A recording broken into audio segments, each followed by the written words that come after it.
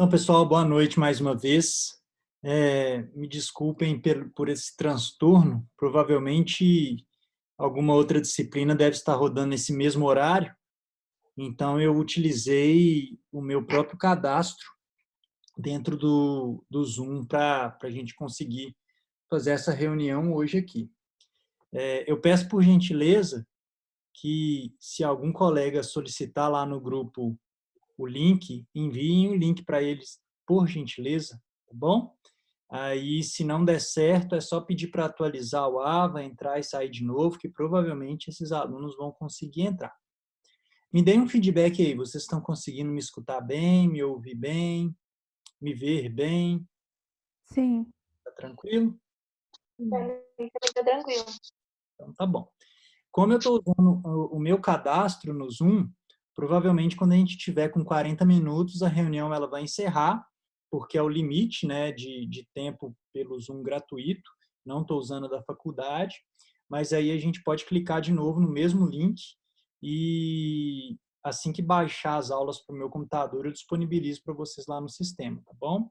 Provavelmente vai ficar um pouquinho diferente, né? Vocês vão ter que clicar e vão abrir uma página do YouTube, que é a minha página, mas vocês vão conseguir ter acesso à aula gravada lá da mesma forma, tá bom? Então, é o seguinte, eu estava falando para vocês a respeito da prova de vocês. A avaliação de vocês, a AV1, ela já está pronta. É uma avaliação que está extremamente simples, ela não está nada complicada, uma avaliação bem tranquila. Dentro desse conteúdo que a gente passou, não tem muita novidade, não tem nada que não tenha sido falado em aula. Então, eu acredito que vocês vão se sair muito bem. A partir da continuidade do nosso semestre, é que o conteúdo ele começa a se complicar um pouquinho, porque a gente entra dentro da oclusão propriamente dita. Mas, até então, a nossa matéria, apesar de ser muita coisa, ela está relativamente simples. Qual que é o nosso objetivo aqui hoje? O nosso objetivo é nós passarmos, dar uma pincelada, né, e fornecer para vocês um estudo dirigido a respeito do que vocês podem revisar aí ao longo dessa semana para que vocês consigam fazer uma prova legal e aprender de fato. Obviamente, a gente não vai entrar em todos os detalhes de todas as aulas que nós ministramos até agora. O objetivo é, de fato, fazer uma revisão, passar um roteiro. Inclusive, esse roteiro ele já está disponível para vocês lá no sistema. Eu já deixei disponível esse PDF para que vocês utilizem ele como um estudo dirigido, né, para fazer as anotações de vocês e para revisarem o conteúdo de uma maneira geral. Eu tenho que passar por essas informações com vocês porque é algo que é diferente do semestre passado, né? Mais uma vez, até inclusive sendo repetitivo, mas não se esqueçam que a prova ela vai estar disponível somente na parte da manhã da quarta-feira que vem, de 8 horas a meio-dia. A gente não vai conseguir disponibilizar essa prova para vocês após esse horário. Então, de 8 a meio-dia, vocês têm a disponibilidade para fazer a avaliação. Porventura, perdeu esse horário, aí vocês têm que fazer um requerimento online para a realização de uma segunda chamada. E aí vocês precisam ficar bem atentos, porque caso alguém precise realizar esse requerimento online, ele tem que ser feito em até 48 horas. Então, perdi a prova quarta-feira, né? Não consegui fazer, independente do motivo. O requerimento online ele tem que ser feito em até 48 horas para que vocês possam fazer a segunda chamada, que vai acontecer só lá no final do semestre. Eu não recomendo, porque a segunda chamada é uma prova cumulativa, com menos questões, então, consequentemente, as questões elas vão ter um peso de pontuação maior. Então, tentar fazer um esforço e se programarem para fazer a prova, né, a AV1, nesse horário e dias específicos que estão reservados para a prova. A prova ela vai ter 4 horas de duração, né? Começou, porventura, tiver algum problema na internet, algum problema de conexão. Vocês vão conseguir, sem problema nenhum, voltar para a realização da prova, né? Mas com aquele tempo que resta, né? Vocês não vão conseguir mais tempo do que o que vocês deixaram restando, se porventura a internet cair ou precisarem interromper por algum motivo. São questões fechadas, né? Duas abertas, né? Com uma pontuação razoável. As questões elas se misturam automaticamente pelo sistema, da maneira como vocês estavam já mesmo acostumados. Só peço para que vocês fiquem atentos ao dia e horário da AV1 para que vocês não tenham nenhum imprevisto. Qualquer problema no momento da prova, vocês podem contar comigo, podem me mandar mensagem, de preferência no grupo, porque aí eu consigo resolver o problema e talvez é o problema de um colega, tá bom? Então me avisem lá que eu vou estar disponível para resolver qualquer dificuldade. Agora, algum problema referente à conexão, a sistema, confiram a internet de vocês, se precisar pode entrar em contato na faculdade também, e qualquer dúvida a gente vai tentando se alinhar. Beleza? Então, sem mais delongas, começando a nossa revisão. Lá no início do semestre, nós falamos um pouquinho dos motivos, né, pelos quais a gente estuda anatomia dental e oclusão. Nós passamos por alguns casos clínicos onde a gente precisa ter um entendimento básico, tanto de anatomia dental quanto de oclusão, para que nós consigamos definir e estudar e executar alguns casos clínicos que nós vamos conduzir na nossa vida como dentistas, né? E aí, baseado nisso, a gente começou falando do que é dente, né? A gente definiu que o dente ele é um órgão, na verdade, e ele é um órgão porque ele é constituído de diferentes tecidos, né?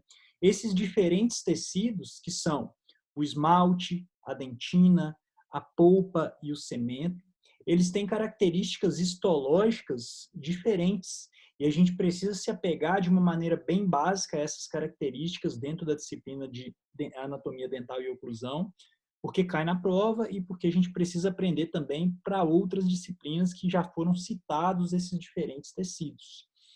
E aí a gente começou a classificar, né, dentro da anatomia humana, as características que nós temos dentro da dentição humana, né? O humano, ele tem essas 3 classificações aí, que nós temos dentes considerados plexodontes devido à complexidade anatômica dos nossos elementos dentários. Nós somos seres também heterodontes, que possuímos grupos de dentes diferentes, né, como incisivos, caninos, premolares e molares, além de que também somos indivíduos difiodontes, que significa termos 2 dentições ao longo da nossa vida, desde quando somos crianças até nós chegarmos à fase adulta.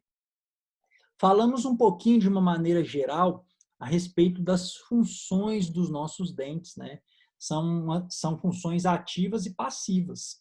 O que são essas funções ativas e passivas? As funções ativas, elas são basicamente as funções relacionadas à nossa mastigação, né? As funções do sistema estomatognático propriamente dito. Mastigação, fala, respiração, cada dente com a sua função específica dentro da função oral. E as funções passivas, elas são a questão da estética, a questão da imponência que acontece em outros grupos, né, de seres humanos, em outras culturas, mas vamos nos apegar inicialmente às funções ativas, né, onde cada grupo de dentes ele tem a sua função específica dentro do sistema estomatognático. Aí também, de forma geral, né, esse primeiro slide ele está abordando todas aquelas características gerais de todos os dentes. Nós trabalhamos com uma divisão anatômica, né, que seriam a coroa e as raízes, ou a raiz, dividida por uma linha cervical, dividindo esse dente em 2 regiões anatômicas que seriam coroa e raiz ou raízes. E nós temos a diferença, né, histoestrutural, que a gente fala dos tecidos de esmalte, dentina, polpa e cemento. E aí nós temos que nos apegar a algumas características específicas desses 4 tecidos que dizem respeito à função desses tecidos propriamente dita dentro do nosso órgão dentário. E aí, quando a gente inicia pelo esmalte, o que nós precisamos lembrar do esmalte? Que é um tecido extremamente rígido, é um tecido extremamente duro, é um tecido translúcido, que significa que ele permite com que a luz passe por ele. Ele é um tecido composto basicamente por conteúdo inorgânico, basicamente hidroxiapatita, e é um tecido, ou esmalte, desprovido de umidade. Então, ele é basicamente um tecido composto por substância inorgânica, que é a hidroxiapatita. Já a dentina é um tecido diferente, que vai apresentar uma quantidade substancial também de substância inorgânica, que também é a hidroxiapatita, mas ela apresenta uma quantidade considerável de substância orgânica, basicamente colágeno. E a dentina, diferente do esmalte, ele é um tecido que apresenta umidade, principalmente à medida que nós nos aproximamos do centro do dente, onde nós temos a polpa dentária. Então, a dentina ele é um tecido muito diferenciado, porque, além de apresentar conteúdo orgânico, basicamente colágeno do tipo 4, é um tecido rico em umidade e é um tecido que possui prolongamentos celulares de células que começam lá na polpa dentária, que é onde se localiza o feixe vasculo-nervoso do órgão dentário. E aí, por último, nós temos o cemento, que é um tecido confinado às raízes dos dentes e que tem uma relação com o tecido periodontal que envolve aquelas raízes. Obviamente, nós não vamos entrar em detalhes em nenhum desses 4 tecidos, mas essas características gerais, histológicas, de uma maneira bem generalizada, a gente precisa entender para que a gente consiga falar de dentes propriamente ditos. E aí a gente falou um pouquinho de notação dental, que é quando a gente aprendeu a dar número para esses dentes. O que é importante nós lembrarmos dentro da notação dental? Que nós temos a cavidade oral dividida em quadrantes, 4 quadrantes especificamente. E esses quadrantes, eles são divididos do número 1 ao 4. Então, se nós pegarmos o quadrante superior direito, nós temos o número 1 para ele. Superior esquerdo, o número 2. Inferior esquerdo, o número 3. E inferior direito, o número 4. Então, a boca ela é dividida em superior e inferior, e o superior, lado esquerdo e lado direito, assim como o inferior, lado direito e lado esquerdo. Quando nós damos nomes aos dentes, o primeiro número que representa aquele dente em específico, ele diz respeito ao quadrante que esse dente ocupa. Então, se esse dente está localizado num quadrante superior direito, o primeiro número que vai identificá-lo é o número 1. Se ele está no inferior esquerdo, é o número 3. Inferior direito, número 4. Superior esquerdo, número 2. Então, o primeiro número dentro da notação dental diz respeito ao quadrante que esse dente ocupa. E o segundo número dentro da notação dental, que representa o dente, é a posição que ele ocupa dentro daquele hemiarco. Então, iniciando do centro para a distal, nós temos do número 1 ao número 8, do incisivo central até o terceiro molar. Então, a notação dental ela é baseada em qual quadrante que esse dente ele está, e ela também é baseada na posição que o dente ocupa no hemiarco, onde se inicia essa contagem da linha média até o último dente distal. Notação dental é decorar, né? Não tem muita dificuldade, mas a gente precisa saber para que o nosso diálogo ele seja alinhado. E aí nós finalizamos essa parte geral, né, falando da dentição decídua, da dentição mista e da dentição permanente. Onde a dentição decídua ela é composta pelos dentes decíduos, que, diferentemente dos dentes permanentes, eles apresentam uma quantidade menor de órgãos dentários. Onde? Ô, Lu, Oi. desculpa te interromper só um minutinho. É porque o Roger e a Júlia estão pedindo um link lá no negócio. Eu não consegui mandar. Eles estão esperando para entrar. Eu mandei para a Júlia no consegui entrar. privado. Eles estão conseguindo acessar o AVA? Não Ah, deu eu certo, é mandei porque tava pra dando um Júlia erro no no aba, privado. Lucas. Deixa eu. Tava Eu acho dando que um ela erro no conseguiu link lá, também. mas deu certo já. Eu consegui entrar também, obrigada.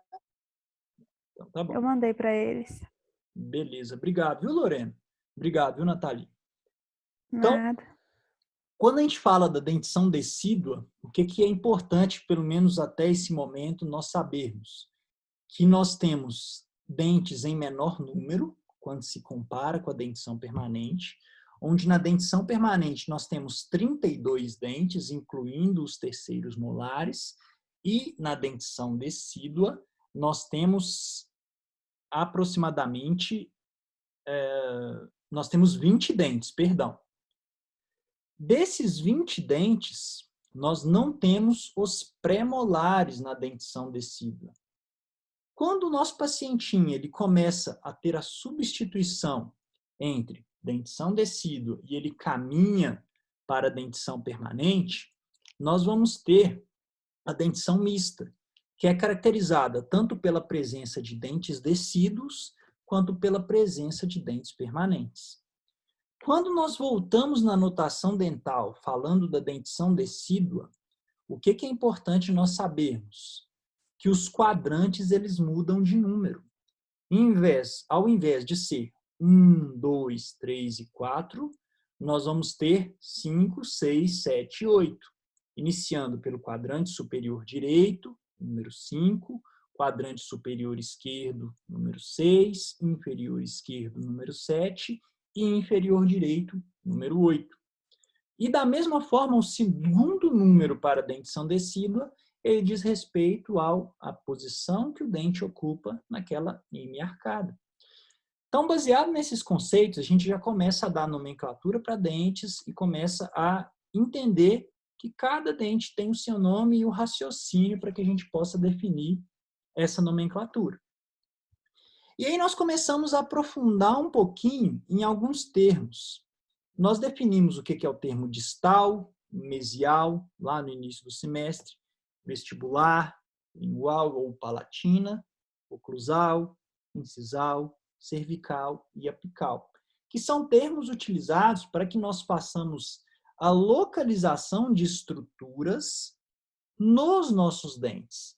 Então, se nós falarmos distal do primeiro molar superior esquerdo, é para que eu localize essa região. E por aí vai.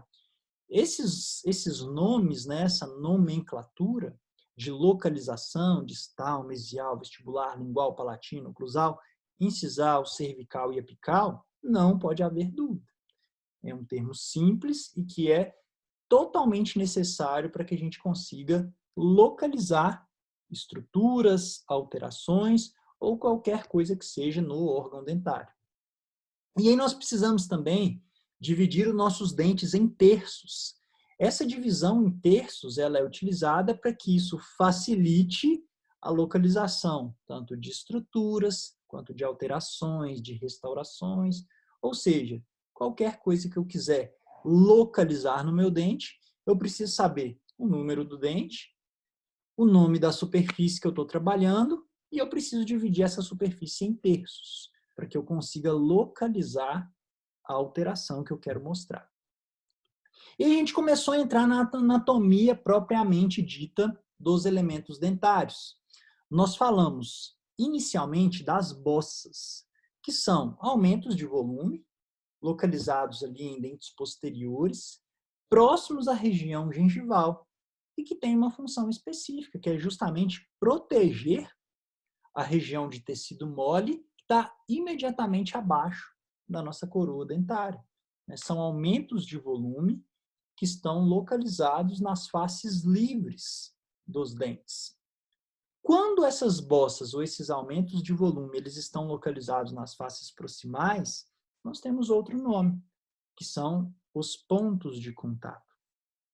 E aí a gente, continuando no nosso raciocínio, nós falamos também de linha equatorial.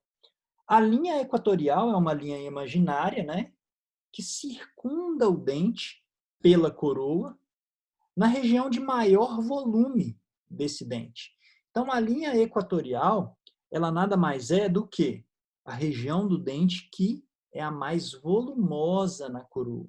Então, se eu pudesse pegar uma linha e envolver toda a coroa do meu dente, aquela região que apresentaria o maior diâmetro é justamente a minha linha equatorial.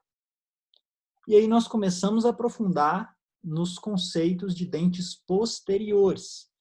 falamos de cúspides, de vertentes e de arestas, que foi onde a gente teve um pouquinho de dúvida e a gente pode ter se confundido na hora de passar para vocês na aula teórica. E eu resolvi voltar nesses slides. O que são as cúspides? As cúspides, elas primeiro estão presentes em dentes posteriores, ou seja, em pré-molares e molares. Não vou entrar agora em detalhe em quantidade de cúspides desses grupos de dentes. Mas cúspides são formas piramidais que estão presentes na superfície oclusal, tanto de pré-molares quanto de molares. Nós temos que enxergar essas cúspides como, de fato, uma pirâmide. Essa pirâmide, ela vai, a partir de um ápice, se dividir em algumas vertentes.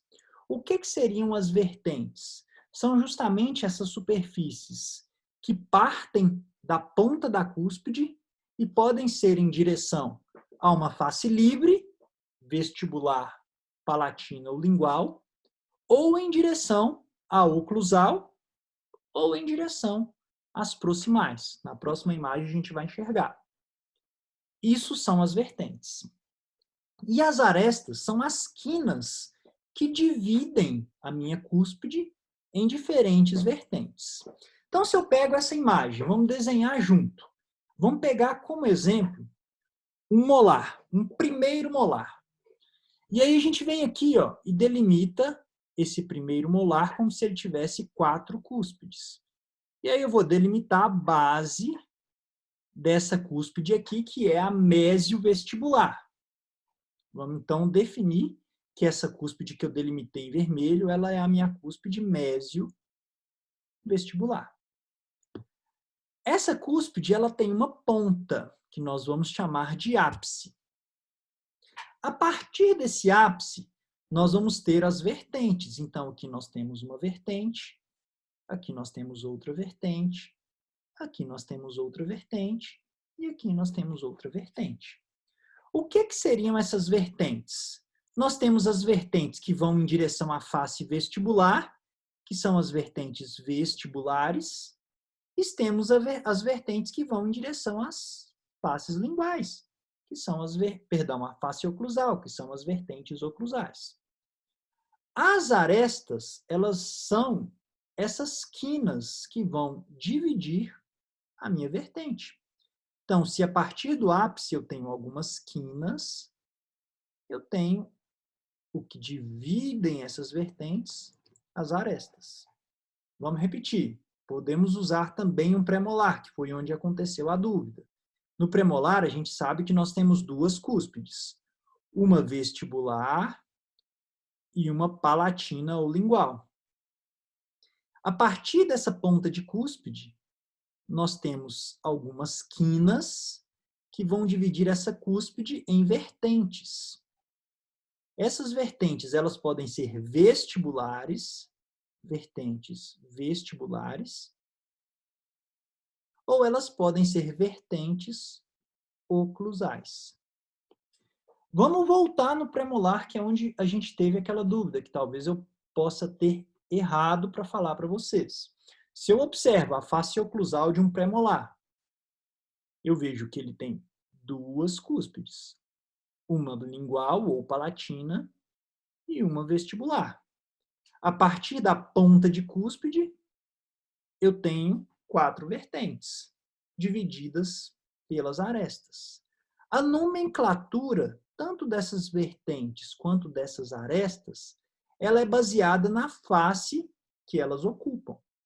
Então, se eu tenho uma aresta que vai em direção à vestibular, ela chama-se aresta vestibular. Se eu tenho uma aresta que vai em direção distal, aresta distal. Se é uma que vai em direção à oclusal, aresta oclusal. E aresta mesial para aquela que vai em direção à mesial. A vertente, ela tem o nome das faces que ela ocupa. Ela pode ser uma vertente oclusal, mesio-oclusal ou disto-oclusal, ou ela pode ser uma vertente vestibular.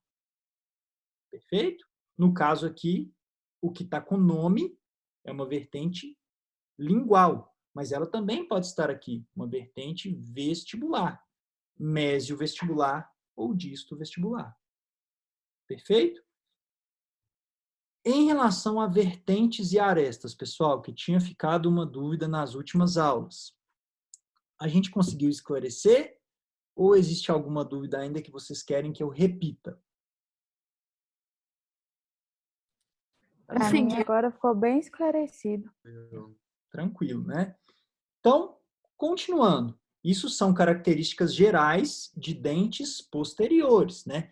Todo dente posterior, ele vai ter cúspides, todo dente posterior, graças à presença dessas cúspides, ele vai ter vertentes e arestas.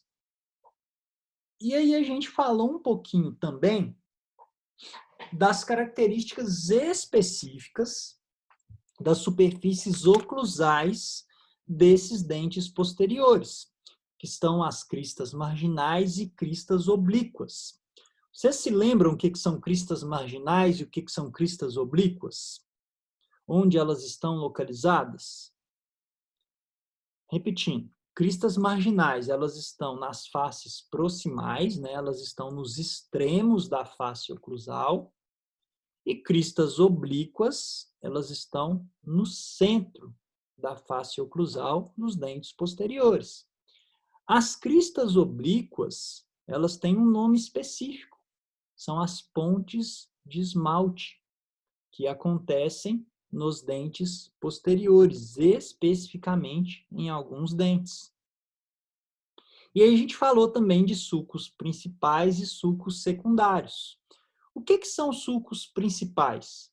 São os sulcos que dividem o meu dente dentro da mesa oclusal.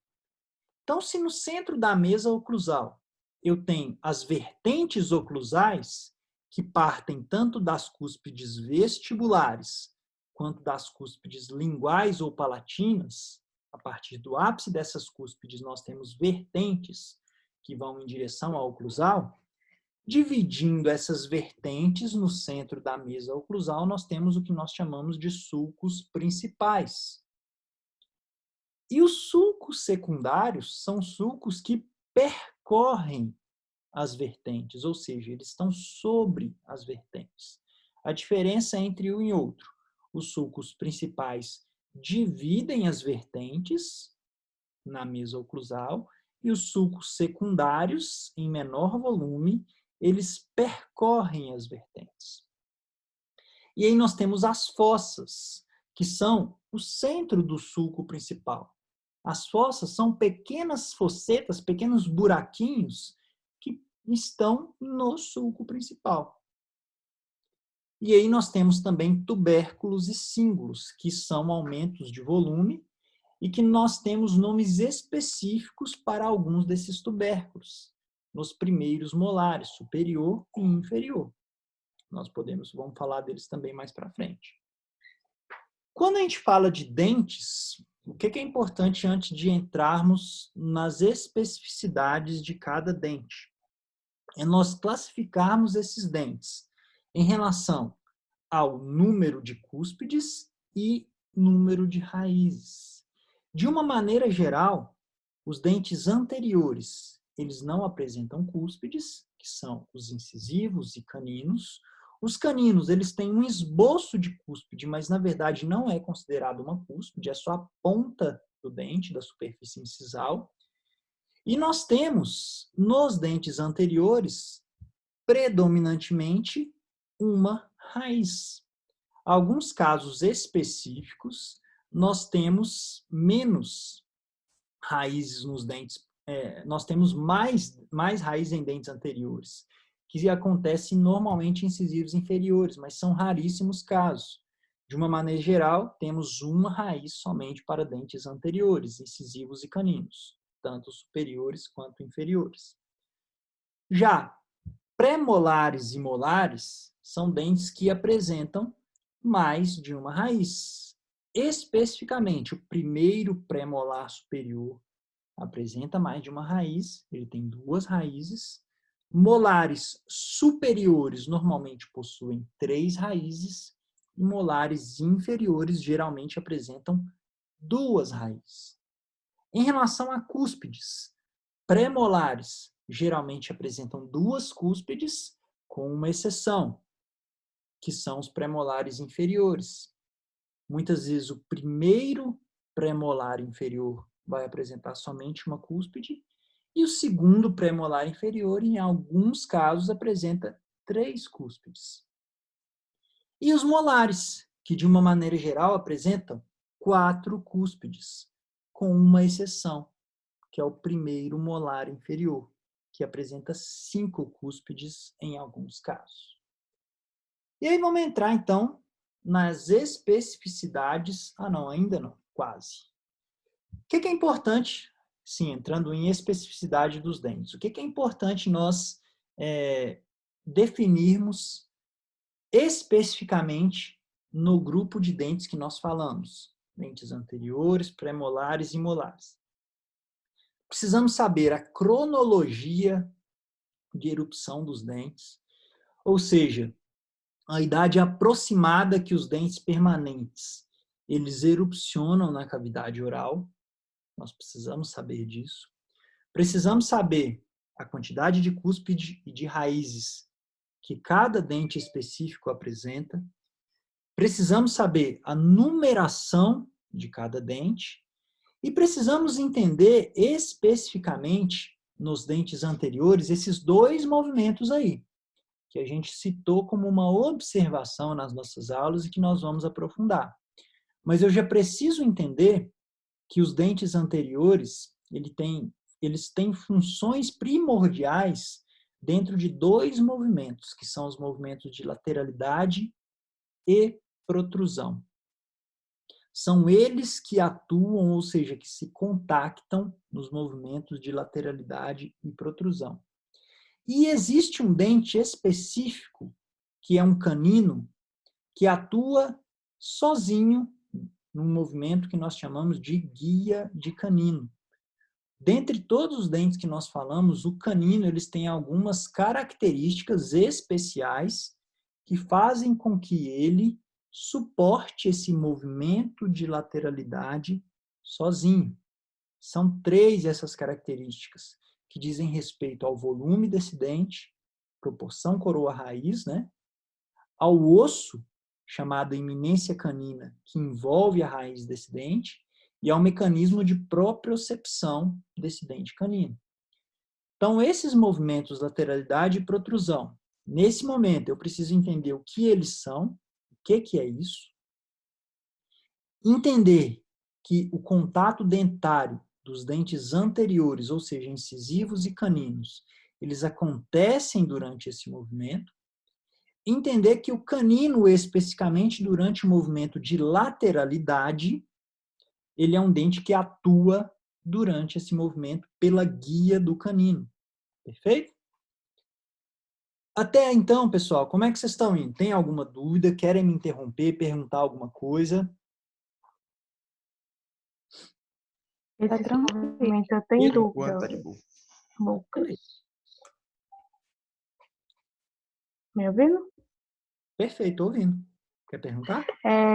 Essa questão de movimento, de lateralidade e protrusão, eu fiquei com um pouquinho de dúvida, se você puder repetir. Posso. Vamos escolher uma aqui. Heloísa. A senhorita está aí, Heloísa?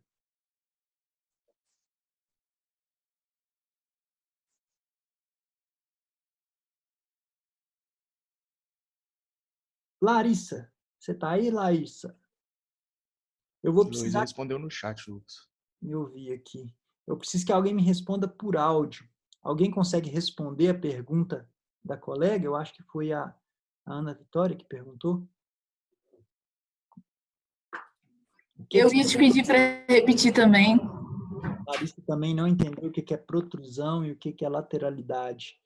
Alguém da turma consegue, pessoal, explicar para os colegas o que seria lateralidade e protrusão? Ô, Lucas, pode falar. Pode falar, Bruna. Não, pode falar.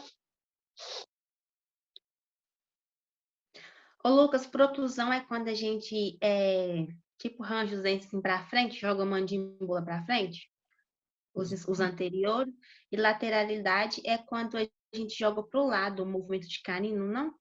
Exatamente, perfeito, Nathalie.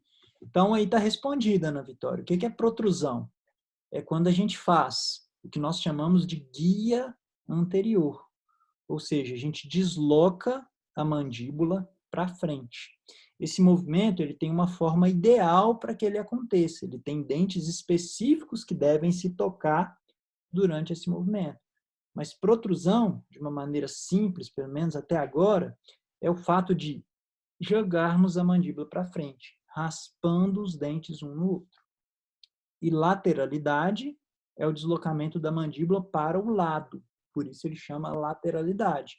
Pode ser direita ou esquerda. E aí também existem dentes específicos que tocam no movimento de lateralidade. Idealmente, tem que ser o canino, porque ele sozinho tem características que conseguem suportar esse movimento. A gente ainda não entrou a fundo nisso, a gente vai mostrar vídeo para vocês desses movimentos de lateralidade, de protrusão, mas quem tiver curiosidade já pode pesquisar no YouTube, no Google, vão achar 1 milhão de vídeos. Mas te respondendo resumidamente, na Vitória, protrusão é o movimento anterior da mandíbula, onde nós raspamos os dentes inferiores nos superiores, e lateralidade é o movimento lateral da mandíbula, onde a gente raspa os dentes caninos direito para o lado direito e esquerdo para o lado esquerdo. Consegui te responder? Obrigada, Lucas. Conseguiu sim. Então vamos lá, vamos continuar. A reunião ela vai terminar aqui em 1 minuto. Então o que eu vou fazer? Eu vou já interromper aqui o compartilhamento, encerrar essa reunião e vamos tentar clicar de novo no mesmo link, tá bom? E aí a gente volta para falar do restante da aula.